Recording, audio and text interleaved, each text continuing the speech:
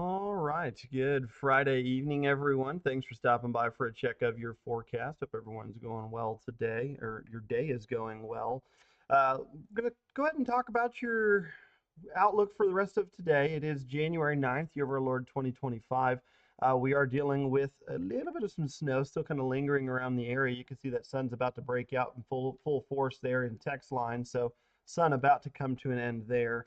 But we will eventually see maybe some of the clearing skies and again some very frigid temperatures as you get further to the south as well. There's a live look outside in Follette. You can see the snow has stopped there for the moment. And let's go ahead and take a look up at our Viper radar. You can see again we've got a little bit of some snow up in parts of Carson and in Potter County, and then a better band of snow about to push across Dumas this afternoon up there a bit further to the north in Moore County. But right now, it's pretty lackluster for the snow amounts. Wouldn't really anticipate us to see a whole lot of accumulation from here on out. You can see again, maybe a little of it trying to stick to the grass there in Channing.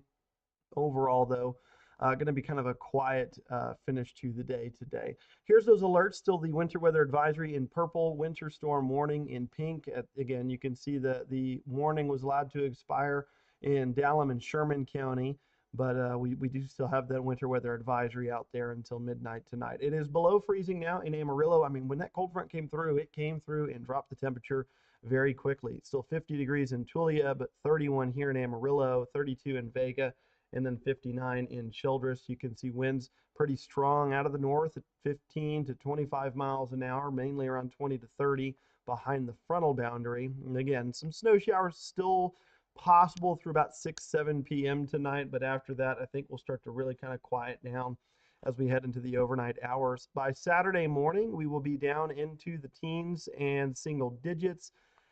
Wind chills are going to be your big focal point Saturday morning. Some of us might feel like we're about 0 degrees outside, so it's not quite to the point where hypothermia and frostbite are a legitimate concern, but it is going to be a brutal start to the day.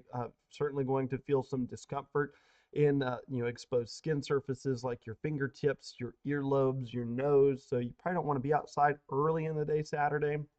As we get into the afternoon, temperatures do moderate back to the 40s, and so it'll be more manageable then, but we are expecting definitely a cold start to your day. And then we'll get back down into the 20s as we head into Sunday morning as well. And then we'll start seeing those temperatures really warm up as we head into the beginning of next week. Here's those lows for tonight, down to 19 in Amarillo, 12 for Dalhart and Clayton, 27 in Childress, and 30 in Paducah. And then those wind chills again will be kind of your biggest concern heading into the overnight hours. You can see Amarillo feeling like we're about 10, and then lots of single digits the further west and northwest you get.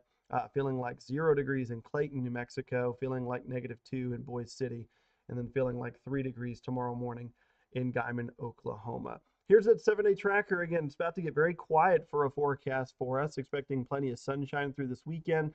That'll help us moderate temperatures back up into the 50s and 60s. And then our next weather maker will be next week. We've got a cold front slated to arrive Thursday night into Friday morning. That is going to bring us down to more seasonable weather, maybe a little bit below normal. Again, there's going to be a lot of troughing out across the western half, or I'm sorry, the eastern half of the country.